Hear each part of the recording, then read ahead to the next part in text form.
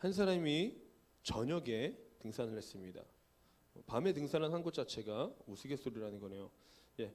아무튼 저녁에 어두운 곳에서 등산을 하다가 절벽에서 발을 헛디뎌서 떨어졌습니다. 떨어지면서 이제 죽겠구나 했는데 무엇이라도 붙잡고 싶은 마음에 손을 뻗었습니다. 그때 손에 뭔가가 잡혔는데 살펴보니 나무 뿌리였습니다. 그 나무 뿌리를 잡고 절벽 중간에 매달리게 되었죠.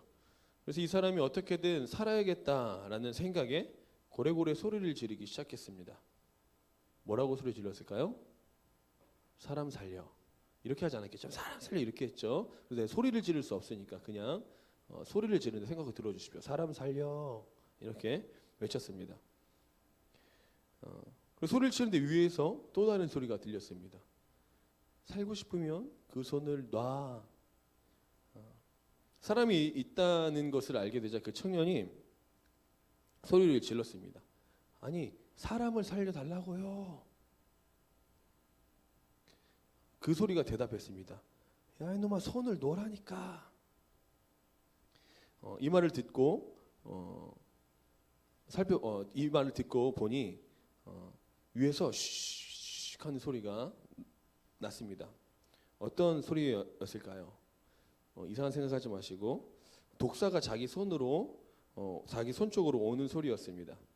이 순간 청년은 잡고 있던 손을 놔버렸죠. 이제 죽는구나 했는데 첨벙하는 소리와 함께 물속으로 떨어졌습니다. 자, 이 사람이 살았을까요? 죽었을까요? 네, 우스갯소리니까 정답은 안 나와 있었습니다. 사랑하는 여러분, 여러분들은 무엇을 붙들고 살아가고 계십니까?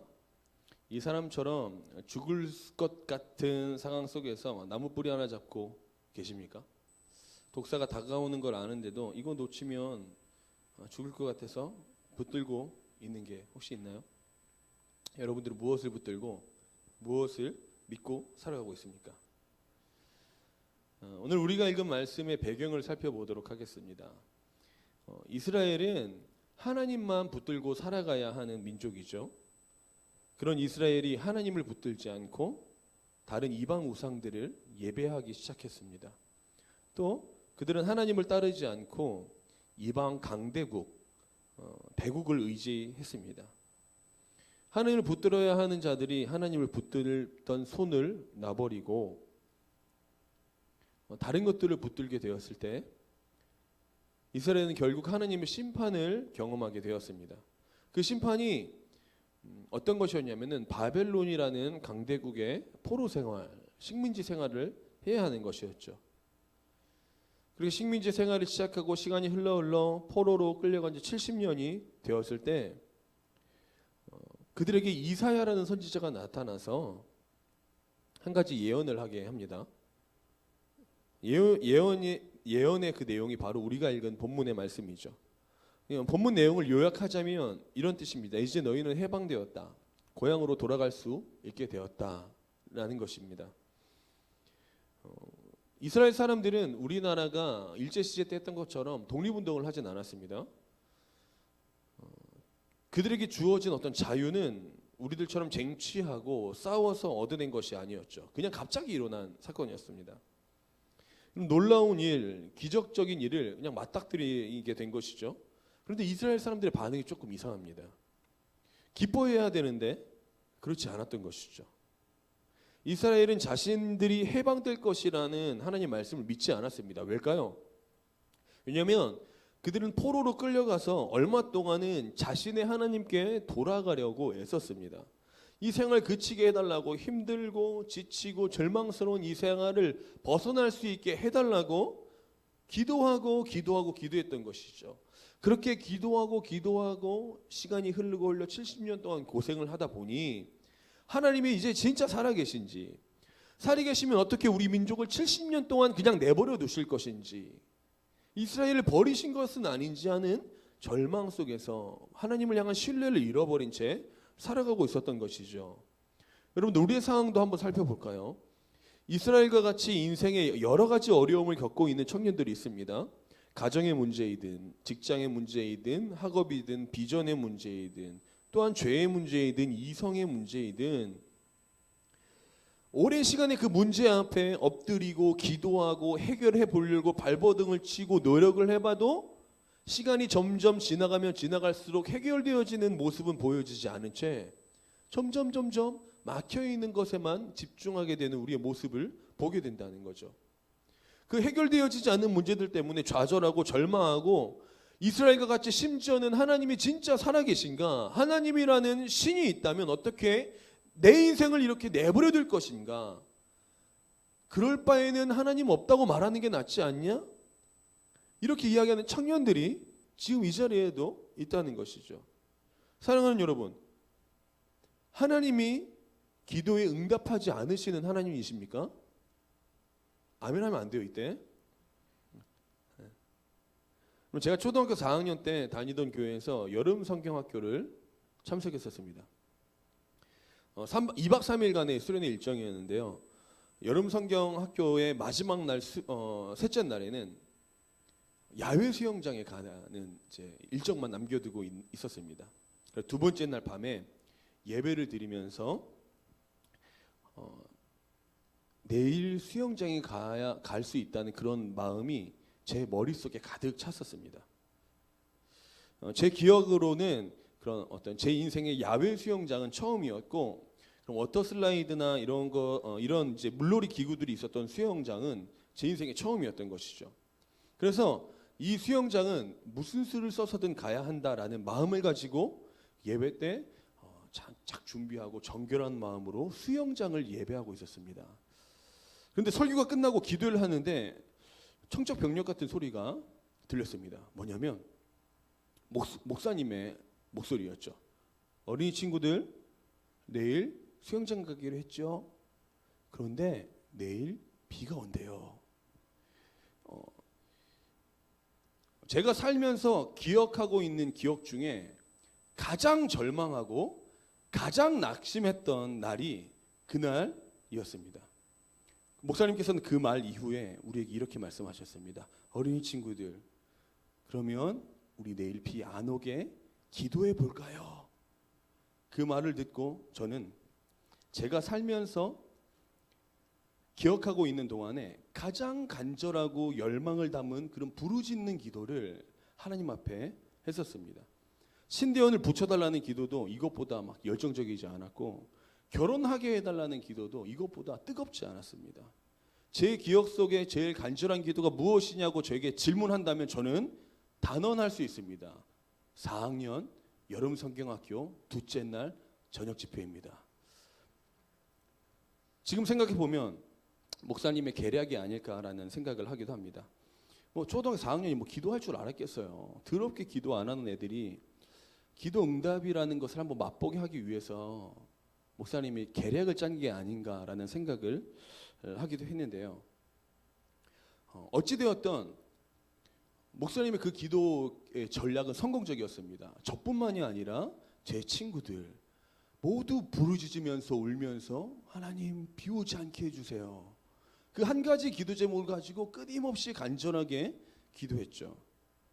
하나님 내일 비 오면 안 됩니다. 다른 친구들은 모르겠지만 저는 눈물을 쏟으면서 간절하게 기도했습니다. 그 다음날 어떻게 되었을까요? 비가 왔을까요? 안 왔을까요? 비는 안 왔어요. 비는 오지 않았습니다. 그리고 저는 그 다음날 입술이 보라색이 될 때까지 수영장에서 놀았죠. 사랑하는 여러분, 정확하게 이것부터 짚고 넘어가겠습니다. 하나님께서는 우리의 기도에 응답하시고 우리의 신음에 반응하시는 하나님이신 줄 믿으십니까? 다시요? 믿으십니까? 오늘 그런 하나님을 경험하는, 우리의 기도에 응답하는 은혜를 경험하는 그런 여러분들이 되어지기를 소망합니다. 절망과 그런 무응답 속에서 70년간 생활했던 이스라엘이 하나님 앞에 회복을 경험하게 되어지는데요. 어떻게 하나님께서 그들을 위로하시고 그들을 회복시키시는지 오늘 말씀을 통해서 한번 살펴보실 때 그런 위로와 기도 응답의 역사가 우리 인생 가운데 나타나는 은혜가 있기를 소망합니다. 우리 첫 번째 따라해 보도록 하겠습니다. 절망을 희망으로 바꾸시는 하나님. 우리 본문 3절을 다 같이 한번 읽어볼게요. 시작. 외치는 자의 소리여 이르되 너희는 광야에서 여호와의 길을 예비하라. 사막에서 우리의 하나님의 대로를 평탄하게 하라. 하나님께서는 이스라엘 백성들이 70년간의 포로 생활을 마치고 조국으로 고향으로 돌아오게 하는데요. 그 길을 너희가 예비하고 준비해야 된다. 이런 말씀을 하고 있는 것이죠. 그들이 그토록 기다렸던 포로 생활에서의 자유함을 선포하는 것입니다. 우리가 읽은 3절 말씀에서 예비하라라는 단어를 원어로 살펴보면 어떤 뜻이냐면요. 거추장스러운 것과 지저분한 것을 깨끗하게 치우고 손님을 맞을 준비를 해라라는 뜻을 가지고 있습니다. 길죠? 이제 이스라엘의 모든 포로 생활이 끝나고 하나님의 징계의 시간이 끝났을 때 그들이 돌아가야 하는 장소는 새로운 장소가 아니었죠. 그들이 돌아가야 하는 그곳, 고향 예루살렘은 그들이 이전에 하나님을 버리고 우상을 섬겼고 하나님을 멀리했고 이방신들을 섬기며 이방의 나라들을 섬겼던 그 장소라는 것입니다. 그들이 다시 새롭게 하나님의 선택된 백성으로 다시 살아가려면 그들은 이전에 따르던 모든 우상들과 악습들과 모든 죄의 문제들, 죄의 뿌리들을 모두 다 없애고 벗어버리고 죄의 문제들을 싸그리 다 치워버리고 다시 한번 하나님과 동행할 수 있는 깨끗하고 정결해야 하는 준비를 해야 한다는 것이죠. 하지만 그런 것들은 결코 쉽지 않았습니다. 왜냐하면 죄는 우리 인간의 습성이기 때문이죠. 여러분들 사람의 습성이란 것이 얼마나 무섭냐면 우리는 가던 길로만 갑니다. 우리는 가던 시간에 가고요. 우리는 가는 그 길로만 항상 왔다 갔다 한다는 것이죠. 인간의 습성은 하는 걸 하게 됩니다. 안 하던 걸 하는 것은 쉽지 않은 일이에요. 그래서 결국 인간은 죄를 멀리 하려고 해도 죄에 붙들려 있는 사람들이기 때문에 죄를 지을 수밖에 없고 죄를 멀리 할 수 없다는 거죠. 그래서 하나님께서는 4절을 말씀하셨습니다. 우리 4절 한번 읽어볼까요? 시작. 고르지 아니한 곳이 평탄하게 되며 험한 곳이 주님께서는 이스라엘이 다시 하나님께로 돌아올 때 그 길을 예비하시면서 그들이 올 길을 준비하셨습니다. 그들이 죄의 골짜기로 다니고 있던 그들의 영혼이 죄의 골짜기로 다닐 수 없게 골짜기를 메워 놓으셨습니다. 죄의 산으로 둘러싸여 있는 그들의 인생이 죄로 산을 쌓을 수 없도록 산을 모두 다 깎아 놓으신 거죠. 사랑하는 여러분, 우리는 죄의 습성 때문에 결코 죄에서 자유할 수 없는 것입니다. 하지만 하나님께서는 우리를 구원하시기 위하여서 모든 길을 예비하시고 또한 죄에서 자유하게 하시도록 우리의 길을 준비하시는 하나님이시라는 것입니다. 죄 많은 이스라엘을 위해서, 죄 많은 우리들을 위해서 하나님께서 왜 그렇게 하셨을까요? 그렇게 하신 이유는 무엇일까요? 구약시대에 많은 신앙의 사람들은 인생 앞에 위기가 닥쳐왔을 때 기도했습니다. 그냥 기도한 것이 아니라 머리에 죄를 뒤집어 쓰고 옷을 찢으며 하나님 앞에 애통한 마음으로 나아갔죠. 그렇게 하나님 앞에 나아간 사람들의 기도가 어떤 기도였을까요? 하나님 내 인생을 회복시켜 주십시오. 하나님 나 좀 살려주십시오라는 기도일까요? 아니요. 그들의 기도는 하나님 온 세상에 하나님이 하나님 되심을 드러나게 해주십시오. 모든 신앙의 선조들은 이렇게 기도했던 것이죠. 하나님이 세상에 하나님이라는 사실을 드러내십시오. 하나님 내 삶을 회복시키셔서 하나님이 내 삶의 주인 되시고 하나님 내 삶을 이끌어 주십시오가 아니라 하나님이 하나님 되심을 드러내십시오. 이렇게 기도한 것이죠. 하나님께서는 이스라엘을 구원하신 목적 또한 하나님이 하나님 되심을 드러내시기 위해서였습니다. 하나님께서 이스라엘 백성에게 죄로 인한 징계를 허락하시고 70년이라는 시간이 지난 후에 그들은 다시 하나님의 품으로 돌아오게 하셨습니다. 제가 아까 이야기했듯이 그들은 구원을 위해서 자신의 민족적인 어떤 노력을 하진 않았습니다. 그들이 종노릇하면서 무슨 군사력을 키운 것도 아니었고 포로 생활 중에 나라를 다시 일으킬 만한 재물을 모은 것도 아니었습니다. 그냥 단지 그들은 70년 동안 어제와 작년과 10년 전과 똑같이 노예 생활을 했던 것뿐이죠. 그런데 갑자기 하나님께서 하나님께서 하나님 되심을 드러낼 것이라고 갑작스럽게 이야기를 하는 것이죠. 사랑하는 여러분 지금 혹시 절망 가운데 아무것도 보이지 않고 들리지 않아서 고통 속에 있는 분 계십니까? 분명히 하나님께서 주신 비전이라고 생각하고 하나님께서 나의 길을 열어주시는 것 같이 여겨졌는데 시간이 지나면 지날수록 비전의 문은 닫혀 있는 것 같고 상황은 열리지 않는 것 같고 점점 더 어려워져 가는 그런 상황 속에서 내 확신은 사라져가고 이게 진짜 내 꿈인지 비전인지도 헷갈리고 있는, 그래서 신앙의 기초가 무너져가고 있는 지체들 혹시 여기 계십니까? 여러분들 기억하십시오. 이제 하나님이 일하실 때입니다. 여러분들의 인생을 통해서 하나님이 하나님 되심을 나타나실 때가 돼가고 있다는 것이죠. 사랑하는 여러분, 절망 속에 해결되어지지 않는 문제들 가운데 있을지라도 우리는 우리의 절망을 희망으로 바꾸실 하나님을 의지해야 되는 줄 믿습니다. 아브라함 기억하십니까? 아브라함과 사라 사이에서 하나님은 너희의 대를 잇는 아들을 줄 것이라고 말씀하셨습니다. 아브라함과 사라는 그 약속을 끝까지 믿고 지켰어야 됐는데 사람의 생각으로 몸종을 통해서 아들을 낳았죠. 그 이스마엘입니다. 하나님의 때를 기다리지 못한 아브라함의 그 얄팍한 술수 때문에 그의 아들 이삭과 이스마엘은 평생 싸우는 사람들이 되었고 현재 지금까지 이스라엘과 팔레스타인이라는 나라로 나뉘어져 지금까지 전쟁을 벌이고 있는 것 아니겠습니까? 사랑하는 여러분, 지금 당장 어둡고 힘든 상황 속에서 어떻게 해야 될지, 무엇을 해야 할지 모를 수 있습니다. 그때 우리가 할 수 있는 건 잠잠히 하나님 앞에 기도하며 기다리는 것뿐입니다.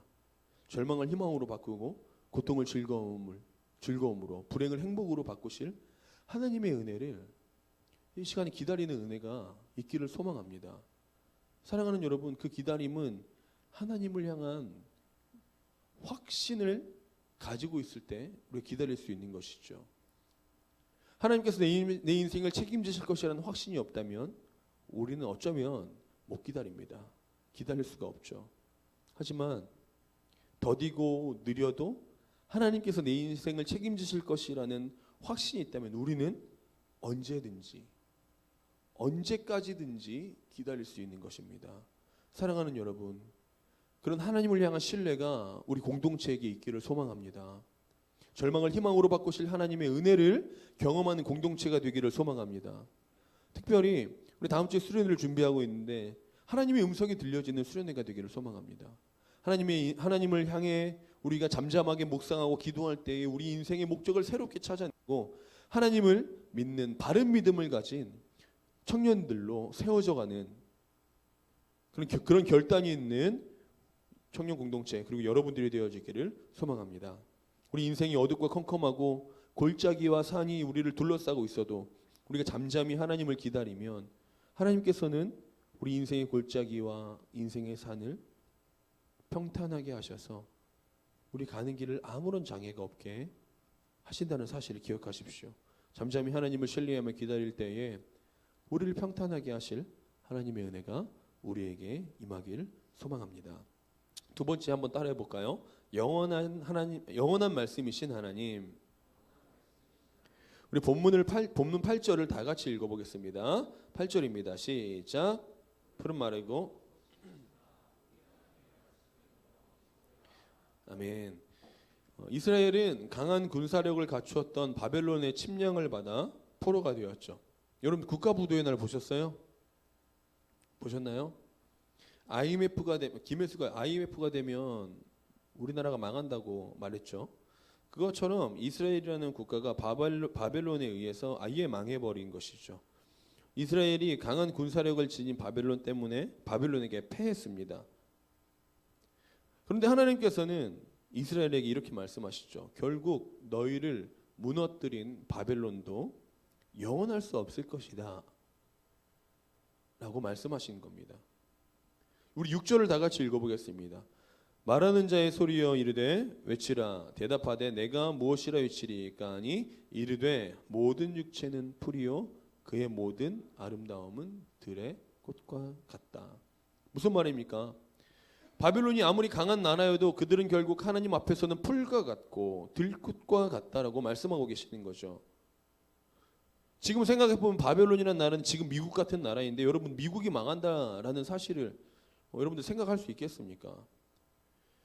상상할 수 없죠. 그런데 그런 최대 강대국이었던 바벨론이 하나님께서 말씀하시면, 하나님께서 힘쓰시면, 하나님께서 생각만 하신다면 언제든지 망하고 들의 풀같이 들꽃과 같이 될 수밖에 없다라고 말하고 있는 것입니다. 우리가 읽었던 8절에 하나님의 말씀 영원히 서다 할 때 서다라는 뜻을 살펴보면요, 이렇게 서 있는다는 뜻이 아니라 지탱하다, 성취하다라는 뜻을 가지고 있습니다.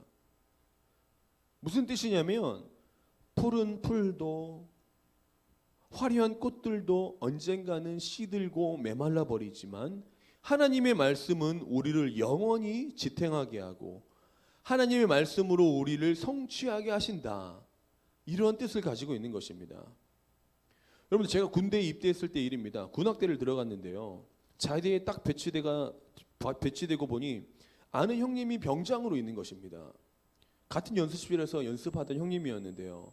속으로 대박을 외쳤죠. 그 형님은 저를 아껴주시고 아무도 괴롭히거나 때리지 못하도록 저를 보호해 주셨습니다. 날마다 PX에 데려가 주시고 힘든 일은 다 피해가게 해주셨죠. 그때 제 군생활 중에 가장 편한 그때 생활이었습니다. 그 형님을 등에 업고 저는 승승장구했었죠. 하지만 웬걸 군생활에 적응하고 보니 그 형님은 전역을 한 달 앞둔 말년병장이었던 것입니다. 그가 전역한 후 저는 지옥을 경험하게 되었죠. 사랑하는 여러분, 사람은 절대 믿을 만한 대상이 되지 못합니다. 저는 경험해봐서 압니다. 절대 사람 못 믿습니다. 여러분들, 사람은 의지할 만한 대상도 안 됩니다. 왜냐하면 당신이나 나나 똑같은 사람이기 때문이죠. 결국 사람은 죽게 되고요. 결국 사람은 연약한 존재임을 드러낼 뿐입니다. 사람뿐만 이겠습니까? 대기업은 안 무너질까요? 국가 부도의 날 저도 봤었는데 그 몇십 대 기업이 막 줄줄이 막 도산하고 무너지는 것을 봤는데요. 영화에서 잘 나가는 회사도 언젠가는 무너지게 될 때가 있다는 것이죠. 잘 나가는 회사뿐이겠습니까? 유럽을 호령했던 몽골 아시죠? 몽골도 망했고요. 유럽을 호령했던 로마 아시죠? 로마도 망했습니다. 나라든 사람이든 기업이든 결국 시들고 무너지고 말라 비틀어질 수밖에 없다는 것이죠. 영원한 것은 아무것도 없다라고 말하는 것 아니겠습니까? 그런 것들은 우리를 지탱해 주지도 못하고 우리가 성취해야 할 어떤 가치가 되지도 못한다는 것입니다. 여러분, 성경에 나오는 여리고성 이야기 아십니까? 이스라엘 백성들이 출애굽하고 하나님의 약속하신 가나안 땅으로 들어갔을 때 그들의 첫 번째 전투가 여리고성 전투였습니다. 여러분, 여리고성은 난공불락의 성이었습니다. 성벽이 얼마나 두꺼웠냐면 성벽 위로 마차가 2대가 지나가도 아무런 방해가 되지 않을 정도로 두껍고 넓은 성이었죠. 어떤 누구의 침략도 거뜬히 이겨낼 수 있는 성이었습니다. 그래서 여리고성 백성들은 여리고성을 너무 신뢰하고 있었습니다. 하지만 결과는 어떻습니까? 견고하던 여리고성이 여호수아와 이스라엘 백성의 그런 하나님을 향한 말씀의 그 순종, 그 하나만으로 여리고성은 풀과 들꽃과 같이 단번에 무너지는 모습을 우리는 기억하고 있지 않습니까? 사랑하는 여러분, 지금 우리가 겪고 있는, 당신들이 겪고 있는 인생의 여리고성은 어떤 것이 있습니까? 난공불락, 점령되지 못할 것 같은 어려움, 무엇이 있을까요? 당신을 괴롭게 하고 힘들게 하는 바벨론은 뭐가 있을까요? 지금 당장 내가 취하지 않으면 실패할 것 같고 낙심하게 만드는 우리 인생의 그것은 무엇입니까? 여러분, 그것이 무엇이든 간에 우리가 잠깐 믿음의 눈으로 그것을 본다면, 믿음의 눈으로 본다면 어쩌면 성도의 인생에서 그렇게 큰 가치가 있는 것은 아닐 수 있어요. 필요 없는 것이라고 말하는 것이 아닙니다. 중요하지만 내 인생의 모든 걸 걸고 내 삶을 올인할 정도의 그럴 만한 가치가 있는 것이 아니라는 겁니다. 왜냐하면 소유의 많고 적음이 우리의 행복을 결정짓는 것은 아니기 때문이죠. 사랑하는 여러분, 기억하십시오. 세상에 수많은 것들을 가지고 있어도 우리가 하나님 놓치면 다 놓치는 겁니다.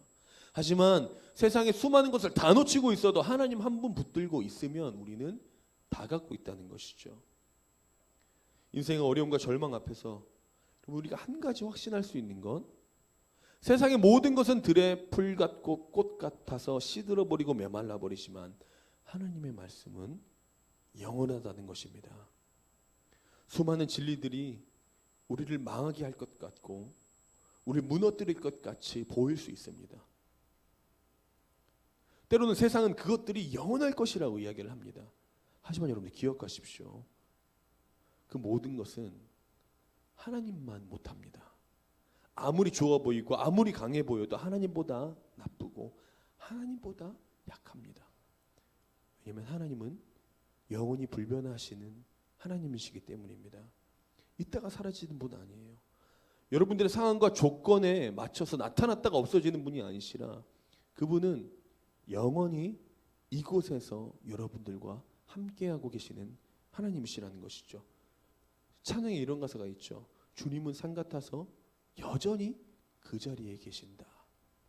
하나님께서는 영원히 변치도 않으시고 움직이지도 않으십니다. 하나님은 영원히 당신의 옆에서 문제에 걸려 넘어지는 상황 속에서라도 지탱해 주시고 밀어주시고 당신을 향한 그 뜻을 이루어내시길 기뻐하시는 하나님이시라는 것이죠. 오늘 우리가 그런 하나님을 경험하는 은혜가 있기를 소망합니다. 절대 잊지 마십시오. 세상의 모든 것은 다 허물어지고 썩어질지라도 우리를 붙들어 주시는 하나님, 우리를 밀어주시고 지탱해 주시는 하나님의 말씀은 영원한 줄 믿습니다. 우리 세 번째 한번 따라해 보도록 하겠습니다. 주님은 우리의 보호자이시다. 우리 11절을 다 같이 한번 읽어보겠습니다. 11절 시작. 그는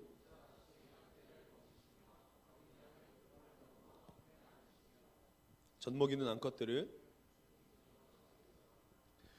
여러분들 포로로 잡혔던 백성들을 해방시키시고 하나님께서 그들을 인도하시는데 어떤 모양으로 인도하실까 살펴보면 이렇게 인도하신다는 것이죠. 목자같이 모든 백성들을 품고 오신다고 하는 것입니다. 포로 생활 속에 지쳐있고 낙심해서 해방도 즐거움이 되지 못하는 그들이 삶의 무게가 너무 무거워서 기대조차 하지 않았던 그 백성들을 그대로 두지 않으시고 하나님께서 우리를 품으셔서 인도해 내신다는 것이죠. 하나님이 우리의 목자 되신다고 말씀하시는데 우리가 너무나 잘 알고 있는 목자라는 단어가 히브리 원어에는 어떤 뜻을 가지고 있냐면요. 우리가 아는 것처럼 이끌어주고 보호한다라는 뜻이 있지만 원래 뜻은 흘러서 이르게 하다라는 뜻이 있습니다. 무슨 말이냐면 여러분들 산에서 물이 흐르고 흘러서 강을 이루고 강이 흐르고 자연스럽게 흐르고 흘러서 어디로 가죠? 어려운 문제인가요? 물이 흐르면 어디로 가요? 바다로 가죠. 물이 바다로 가려고 애씁니까? 아니요. 자연스럽게 흘러가는 것이죠. 목자가 이런 의미를 가지고 있는 것입니다. 참된 목자는 자신을 따르고 자신이 책임져야 하는 그 양을 안전한 장소로 이르게 하는 것이 자연스러운 것이고 당연하다는 것, 당연한 사명이라고 말하는 것이죠. 물이 애쓸 필요가 없듯이 양이 애쓸 필요가 없습니다. 양이 어떤 모습인가도 상관없죠. 양이 눈이 한 짝이 없든 다리가 한 짝이 없든 털을 다 뺏겨서 맨몸으로 있든지 털이 많든지 뭐 더러운 것이 묻어 있든지 깨끗하든지 아무 상관없이 목자는 그런 양이라도 푸른 초장으로 이끌어가는 것이 자연스러울 만큼 사명을 가지고 있다는 것이죠. 우리도 마찬가지입니다. 여러분, 우리 인생의 참된 목자라면 그가 누가 됐든지 간에 우리가 어떤 사람이든 상관없이 우리를 이끌어줘야 되는 것 아니겠습니까? 우리의 생김새가 어떻든, 우리가 돈이 많든 적든, 우리가 성장 배경이 어떠하든, 우리가 학교가 어떠든, 직장이 어떠든, 돈을 가지고 있든 없든 아무것도 상관없습니다. 우리의 참된 목자라면 우리를 푸른 초장까지 우리의 조건과는 상관없이 인도해 내신다는 거죠. 누가 우리를 푸른 초장으로 이끌어내실까요? 시편 23편 우리 너무나 유명한 말씀입니다. 우리 다 같이 한번 외워볼까요? 네, 못 외우죠. 그래서 제가 준비했습니다. 시작. 여호와는 나의 목자시니 내게 부족함이 그가 나를 푸른 풀밭에 내 영혼을 수생시키시고 자기 이름을 위하여 의의 길로 인도하시는도다. 내가 사망의 음침한 골짜기로 다닐지라도 해를 두려워하지 않을 것은 주께서 나와 함께 하심이라. 주의 지팡이와 막대기가 나를 안위하시나이다. 주께서 내 원수의 목전에서 내게 상을 차려주시고 기름을 내 머리에 부으셨으니 내 잔이 넘치나이다. 내 평생의 선하심과 인자하심이 반드시 나를 따르리니 내가 여호와의 집에 영원히 일로다. 아멘. 아멘. 여러분들, 이슬람은 종교적인 행위를 통해서 구원에 이른다고 합니다. 불교도 마찬가지죠. 해탈을 해야 열반에 들 수 있다고 이야기를 합니다. 다른 종교들도 마찬가지입니다. 내가 무엇을 신에게 바치고 행위를 해야 구원을 얻을 수 있다. 종교뿐만이 아니죠. 이 시대의 진리라고 말하는 것들도 똑같습니다. 내가 잘 해내야, 내가 무언가 성취를 이뤄내야 내가 가치 있는 사람이라고 이야기를 하죠. 하지만 우리 주님께서는 그렇게 말씀하시지 않으십니다. 우리 주님께서는 내가 죄인 되었을 때 나를 찾아오셨고, 내가 연약할 때 나의 강함 되시며, 내가 가난할 때 나를 부유하게 하시는 하나님이시다라고 말씀하고 계시는 겁니다. 주님께서 우리의 참된 목자가 되어주신다. 그렇다고 시편 기자는 선포하고 있는 것이죠. 하나님께서는 예수 그리스도로 말미암아 우리를 구원하셨고 우리의 목자 되신 그리스도의 품 안에 우리가 안겨 있을 때 우리는 우리의 목적지 영원한 천국, 쉴만한 물가와 여호와의 집에 거하게 되는 은혜가 우리에게 있게 된다는 것이죠. 여러분, 자식을 키우다 보면, 특히 어린 유아를 키우다 보면 항상 자주 계속 맡게 되는 냄새가 있습니다. 두 가지 냄새인데, 첫 번째는 똥 냄새, 두 번째는 토 냄새입니다. 애기들은 기어다니다가 뭐 보이면 입에 넣습니다. 제가 비닐을 얼마나 빼내는지 몰라요. 못 빼낼 때가 있어요. 그러면 토합니다. 냄새가 좋을까요? 몰라요? 유치원 선생님들, 뭐 어린이집 선생님들 계시는데 냄새가 어때요? 좋아요? 변태 아니에요? 안 좋다 그랬어요? 예. 저는 아들을 사랑하니까 막 끌어안고 얼굴을 이게 막 비빕니다. 분명히 토한 입이에요. 토의 흔적이 이렇게 있습니다. 그 입으로 제 막 얼굴에 막 비비면 제가 좋아할까요? 싫어할까요? 엄청 좋습니다. 그런데 그 침까지 묻혀주면 더 좋아요. 행복합니다. 사랑하는 여러분, 우리는 큰 죄인이죠. 죄가 우리 안에 가득합니다. 그런 죄의 악취가 나는 우리들을 품에 안으면 얼마나 토악질이 나오는 냄새가 날까요? 마찬가지입니다. 목자는 어떤 양이든지 자신이 목자라면 그 양을 품습니다. 죄로 찌들어 있는 냄새, 더러운 냄새가 나도 우리의 목자는 우리를 절대 포기하지 않으신다는 거죠.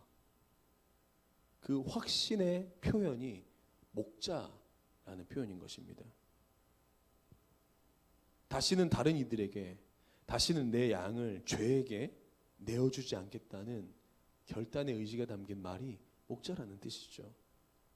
양은 목자의 품을 떠나 눈에 보이는 대로 풀떼기 쫓아서 먹을 것 찾아서 갈 수 있습니다. 깊은 골짜기로 때로는 들판으로 다닐 수 있죠. 하지만 기억하십시오. 우리가 주님을 떠나도 주님은 절대 우리를 포기하지 않으십니다. 그런 믿음이 우리 안에 있을 때 우리는 언제나 우리 주님께 우리의 전부를 내어드릴 수 있는 것입니다. 사랑하는 여러분, 온 세상을 창조하시고 우리를 푸른 초장으로 쉴 만한 물가로 하나님의 전으로 인도하실 그 하나님을 나의 목자로 삼아 따르는 은혜가 저와 여러분들에게 있기를 소망합니다. 말씀을 정리하도록 하겠습니다. 사랑하는 여러분, 우리가 엉망진창으로 살아도요, 우리가 하나님께 다시 한번 쪽팔림을 무릅쓰고 하나님께 나아갈 수 있는 이유는 방금 이야기했던 대로 첫 번째는 하나님께서는 절망을 희망으로 바꾸실 수 있는 하나님이시고, 두 번째로는 푸른 마르고 꽃은 시들어도 하나님의 말씀은 영원하시기 때문이며, 마지막으로 주님께서는 우리의 참된 목자가 되어주시기 때문입니다. 중요한 것은 우리 주님께서 참된 목자시고 그렇게 우리를 인도해 내실 것이라는 것을 아는 것에서 그치는 것이 아니라 그 하나님이 나의 하나님이라는 사실이 믿겨지고 신뢰되어야만 하지 않겠습니까? 어떻게 하면 그런 확신이 들까요? 어떻게 하면 하나님과 그런 관계를 맺어갈 수 있을까요? 여러분, 옆에 있는 사람은 보세요. 친합니까? 처음 보시는 분들도 계시죠? 그 사람과 신뢰하는 사이가 되려면 어떻게 해야 될까요? 같이 시간을 보내고 밥도 먹고 이야기도 해보고 싸우기도 해보고 여러 시간을 보내야 이 사람이 이런 사람이구나 하면서 신뢰하지 않겠습니까? 마찬가지죠. 하나님을 신뢰하고 하나님이 믿겨짐 당하고 싶으시다면 여러분들 하나님과 시간을 보내십시오.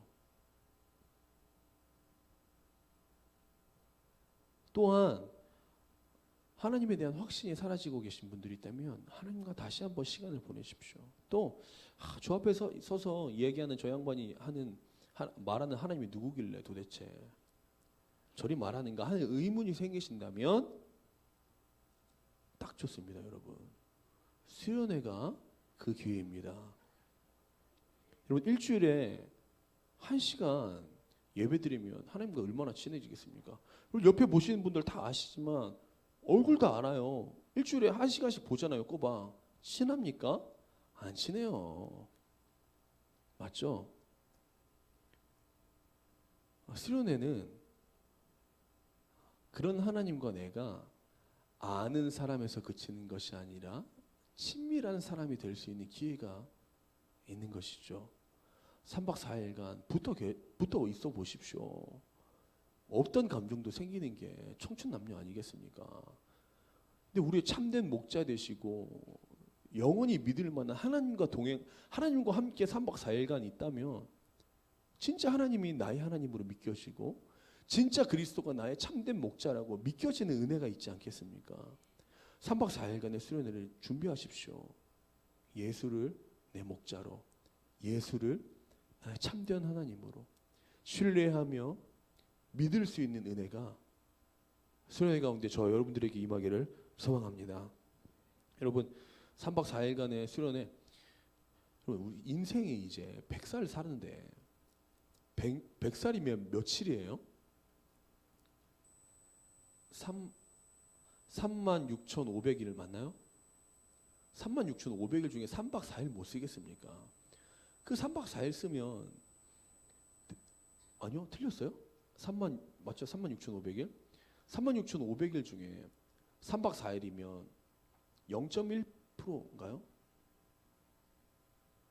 0.01%인가요? 어찌됐든 그 티도 안 나는 그 시간 쓰면 그 나머지 99.9%의 내 인생이 행복해진다는데 여러분들 결단할 수 있지 않겠습니까?